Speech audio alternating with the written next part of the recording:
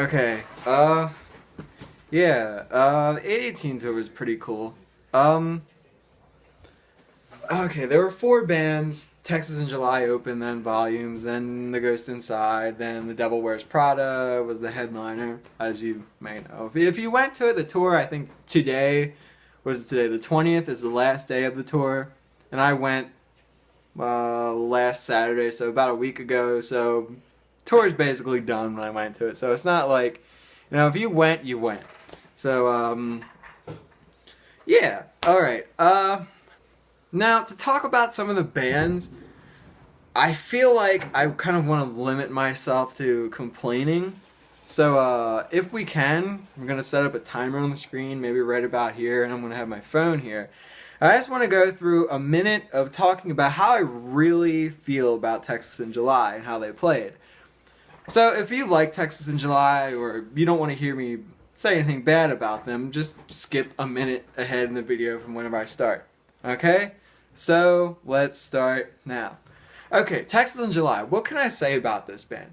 They all look like they do not want to be there. They look like they have a million things better to do. I understand being on a tour that runs a month or a couple months and you're tired and maybe you're sweaty and you haven't showered in a couple of days, but you're putting on a show for people. They paid to come see you. You actually pretend like you want to be there. The guy that played a lot of the lead stuff looks like Seth MacFarlane. Vest, white shirt, whatever. He looked like he just didn't care about literally anything. The other guitarist, I mean, he looked very concentrated the whole time, but I don't know how he's concentrated when all he plays is breakdowns. It's not that hard. The bassist was the only guy that was into it. He looked like a typical guy that's playing a teenager in a 90s movie. The drummer looked happy, but I mean, he was back there. And last thing I can fit in here is the singer looked like he was half asleep the entire time, and it pissed me off. No one looked like they wanted to be there. Crappy performance. Okay, so that was why I don't like Texas in July. But, their sound itself was, it wasn't bad. They had a typical sound. I can't say, it was the most defined thing ever. It was the heaviest thing ever, but they sounded nice.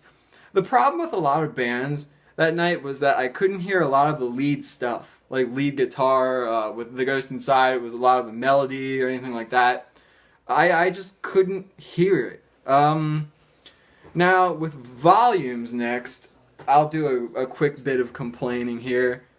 Well, no, before I do any complaining, I will say that Volumes is a good live band. I've never been too into their studio stuff, but they put on a heck of a show. Now, so I'm only going to talk about 30 minutes complaining about this band a little bit, or just saying some stupid stuff. Start now. Okay. Volumes. I felt like every single song starts with the same riff. I mean, I don't know what it is with this band. That's why I never got into them. It sounds like every song sort of has a similar structure. The riffs sound heavy and groovy, but just kind of uninspired. And the vocalist, the short guy, not the tall, skinny guy, I'm talking about, short guy, long hair, his voice was blown out with like 3 songs left. Other dude just blows him out of the way. Alright, 30 seconds is up. That's why I didn't really care about Volumes. I didn't want to complain about them too much because they were okay. But a little bit more of what I said in the 30 seconds is that the one vocalist just kind of blew it. Like halfway through, I couldn't hear him. He sounded like he was out of breath. I don't know. I don't know who plays what in this band. I feel like every time I've seen them, I had a lineup change, and they have like some new guy. It looks like Chris Pontius on guitar, and the bassist, the guy that his fluffy hair, looks like a cameraman for a news station. He's on bass now, so I don't know. Now, done complaining, I guess. I just wanted to do that. Now, The Ghost Inside, I don't really have much to complain about them. Like I said, every band, their lead, melody stuff. That's disgusting. Someone farted. You couldn't hear the lead, the melody stuff. But they were good. They had a strong performance. Vigil got up on stage, talked about some, personal, inspiring stuff and all that. And I haven't seen a hardcore band in a while. A hardcore band like that, like someone in that You know what I'm talking about. But I haven't seen a band like that in a while, and it just took me back to when I saw Stick to Your Guns a long time ago, maybe a couple years ago, and the singer, I can't remember his name, was on stage and he was talking about some heartfelt stuff and all that. But the Ghost Inside sounded good. They opened up with Engine 45, and that was an awesome song. And they played Chrono. That song was pretty cool. From Returners, I felt like they sort of evened it out with a few more songs, like The Great Unknown 33 from the new record, and then a couple from Returners that was pretty cool. They played, I can never remember the name. I just know the song by What Do You Stand For. That's what I always call it, so I don't know the real name. I'm sure if I looked it up, but you know what song I'm talking about. Lastly, The Devil Wears Prada. I mean, by default, I have to say they're good. Well, maybe not by default. If they sucked, I would have to be honest. But, them being one of my favorite bands, it was exciting to see them. They came out, and they sounded so good. I mean, compared to the three bands before them, with some trouble, with hearing the leads and stuff like that, The Devil Wears Prada sounded great all the way around. Just phenomenal sound, really. You can hear the keyboards, the guitars, every little aspect of the guitar, the bass. Mike sounded great. What was I gonna say now? All right. The songs they played, I was a bit surprised. They played two from With Roots Above, Assistant to the Regional Manager, and Danger Wild Man. Which kind of surprised me. They still, I mean, fans like their songs, I guess, so they play them and they're fun to play, maybe. I don't know. The band has their reasons. But I was kind of surprised that they still played two, considering that there were so many that I wanted them to play from the new album. But they opened up with Gloom, and then they played three songs. The opening three, Escape, Anatomy, and Outnumbered from the Zombie EP, which kind of surprised me. 3 songs. It felt like a bit much. And then they played, not in a row, but they played a total of 4 songs from Dead Throne, which surprised me a bit. I was hoping they'd play a couple more. They had, Mammoth, Dead Throne, Kansas, and Born to Lose, which is their, big songs, I guess. Kansas, they played Kansas pretty cool. Like, at the end, they had this awesome segue / jam session into War off the new record. And speaking of which, they played 7 songs. They played Gloom, Skip Rumors, and then they played the next 6 tracks. They played First Sight, War, 818, Sailor's Prayer, which was awesome, by the way. The last minute of that song, maybe minute 15, minute 30 of that song, it's so heavy sounding. It's so awesome. That song just killed. I was so happy they played that song because a couple of songs off of Dead Throne that I was looking for them to play, they didn't, like My Questions or Forever Decay or Rest in Torrent was a big one I've always wanted them to play, but I wasn't sure if they played or not, but they did, and it was awesome. And then they played Care More, which kind of surprised me, but it sounded great too. I didn't know Mike played something, whatever he's doing on that.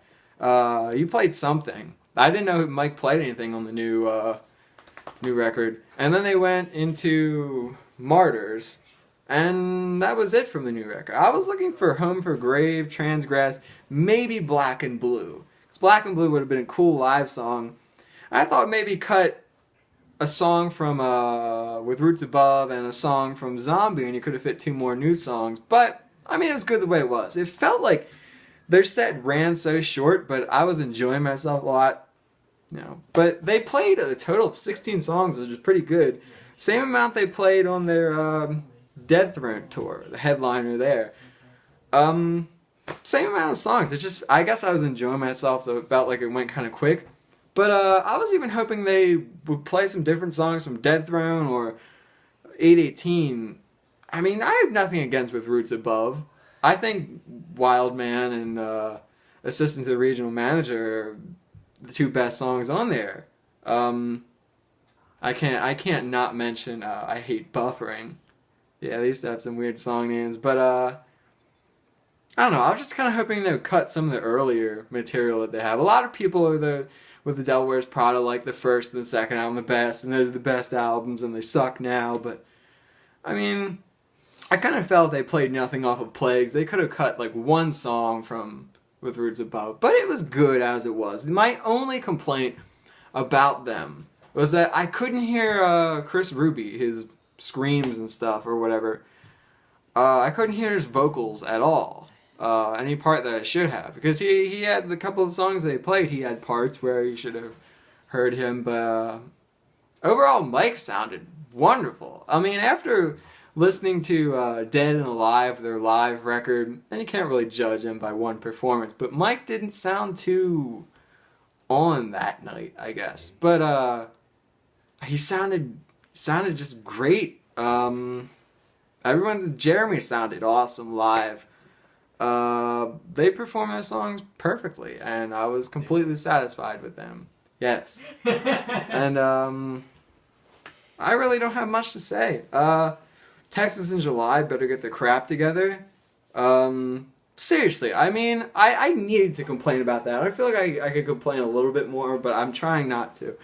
It's just when you pay to see any band, you know, I paid to see the Devil Wears Prada and the Ghost Inside, but Texas in July was there, and they had a chance to make an impression on new fans. And just the way they put no energy into it. Like I said, the singer looked like he was half asleep the entire time. I'm not exaggerating. His eyes were like pretty much closed. He barely moved. I mean, you want to talk about a band like a guy like Phil Bozeman that doesn't run around stage. He still has that, like, you know, Call of Duty crouch walk thing that he does the entire time. He moves and stuff. And I feel like a statue moved more than the singer of Texas in July. And then it just, they didn't look into it. I mean, come on, you wrote those songs, you should like those songs, you should be into it and stuff. And I don't know, I was just so disappointed with them, seeing them. I mean, I don't care if you're on a large tour. You play for people, they pay to see you and all that. You have a chance to make an impression. I was just so disappointed with them.